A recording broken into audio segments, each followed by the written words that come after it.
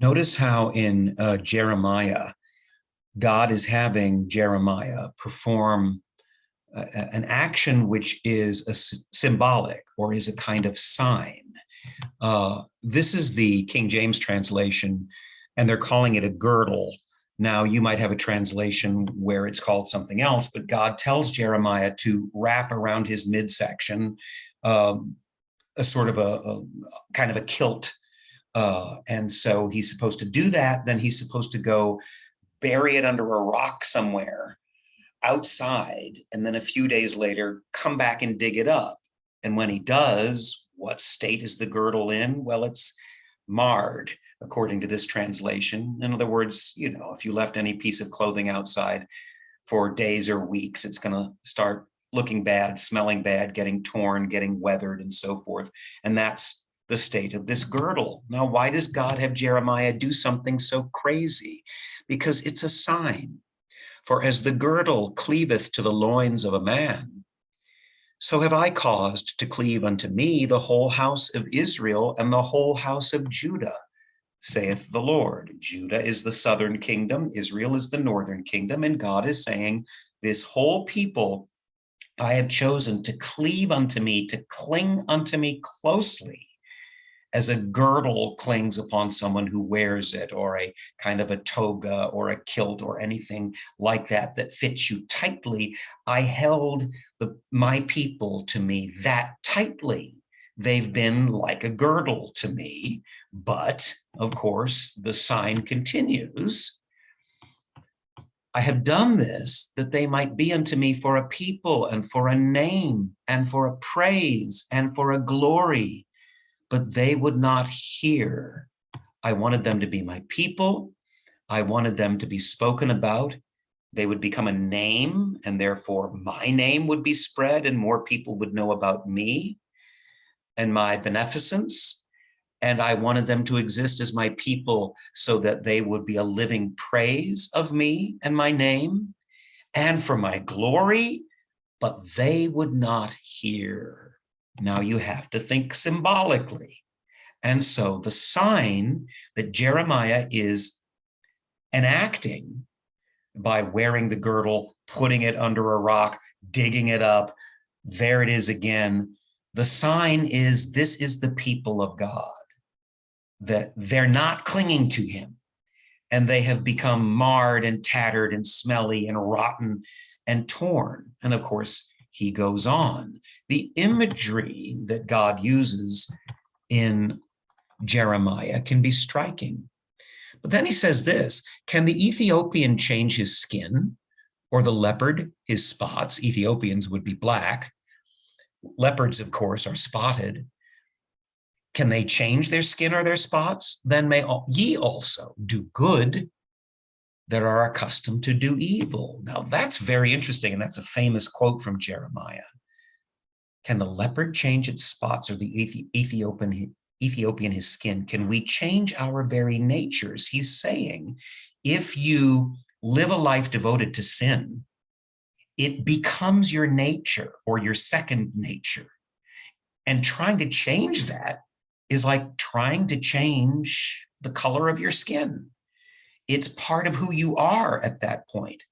In a similar manner, we have John, who says to us in 1 John, whoever is born of God doth not commit sin, for his seed remaineth in him, and he cannot sin because he is born of God.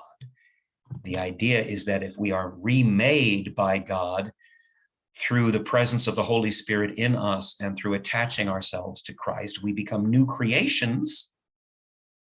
And if we truly are new creations, we would not even think of sinning. That's the idea. Of course, it takes a lifetime for that to happen. So the idea in both Jeremiah and 1 John is that our natures become corrupted the more we give ourselves to sin, and not just to sin, because there's an interesting phrase back here in Jeremiah. God says, this is thy lot, the portion of thy measures from me, saith the Lord, because thou hast forgotten me and trusted in falsehood. Other translations might say trusted in lies or trusted in false gods. The implication is his people have trusted in false gods or false allies because they're turning to the Assyrians and the Egyptians to try to protect them from the Babylonians, and that's not going to work. I mean, God's quite clear here in having Jeremiah predict exactly what's going to happen. They're going to be carried off into Babylon. Judah is going to be invaded. They're going to lose their sovereignty. They're going to become slaves. He's telling them all this ahead of time. He's telling them why it's going to happen to them. And he's telling them it's because they've been devoted to falseness, falsehood, meaning either false God, false allies, or an inauthentic way of living, a devotion to the lie, not to the truth. We are made to seek out the truth of who God is and who he wants us to be and who he has made us to be, which is to be born anew with his seed in us so that we do not sin and in fact cannot sin, at least if we get to heaven. That's our destiny, and to live in any other way is to be devoted to the lie. But look about you. People are devoted to lies in various forms. You probably see it in your own families, people who have addictions or dysfunctions and they don't want to admit it.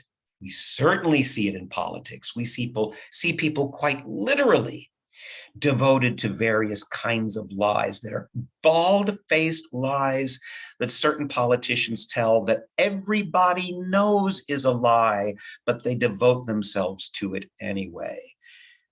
And we're torn in knots over the fact that we want to pretend that unborn babies are not alive. We want to give ourselves to the lie that they aren't really living human beings, but it sticks in us, and we can't, as a society, seem to fully give ourselves to that lie.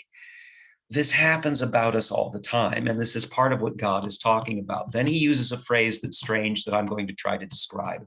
He says here in the King James translation, "Therefore will I discover thy skirts upon thy face, that thy shame may appear." In the other translations here in Bible Hub, "I will pull your skirts over your face that your shame may be seen.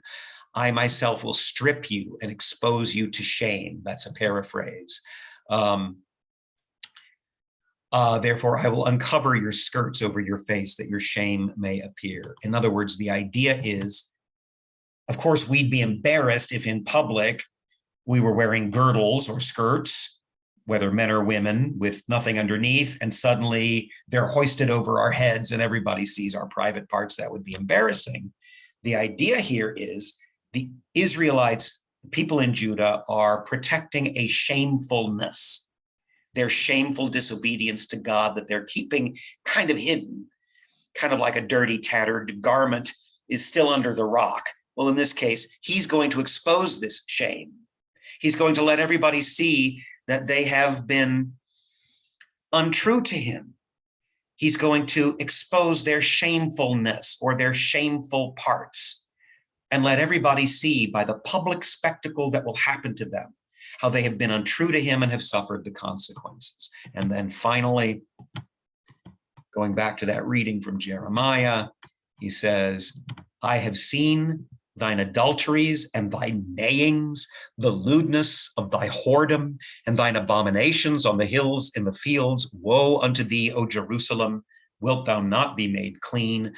When shall it once be?" Now, I love this translation because it's kind of old-fashioned. I don't know what yours says, but in a sense, they were made to be his people and to be wed to him, but they've committed adulteries by running after false gods and false ideas. Their neighings, they've been like steeds or stallions in heat, neighing for coupling. I don't know if horses go in heat, but that's the idea. They've been neighing because of their lewdness, the lewdness of their whoredom, according to the King James translation. They're behaving like prostitutes, the people of God. The abominations on the hills and the fields, that means they've been worshiping false gods in false sanctuaries that have been set up in the woods, in the fields on the hills. Woe unto thee, O Jerusalem, wilt thou not be made clean? When shall it once be? if I were to do a one-man show as Jeremiah, I would make Jeremiah seem a little nuts because people must have thought he was crazy, wearing a girdle, burying it, and then perhaps wearing it again so everybody could see how tattered and dirty it was.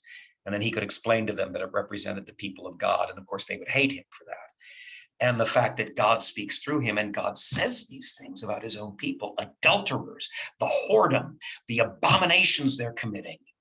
You could really communicate this in a one-man show or a show with more than one actor. But the idea would be, this is why eventually the people in Jerusalem want to kill Jeremiah.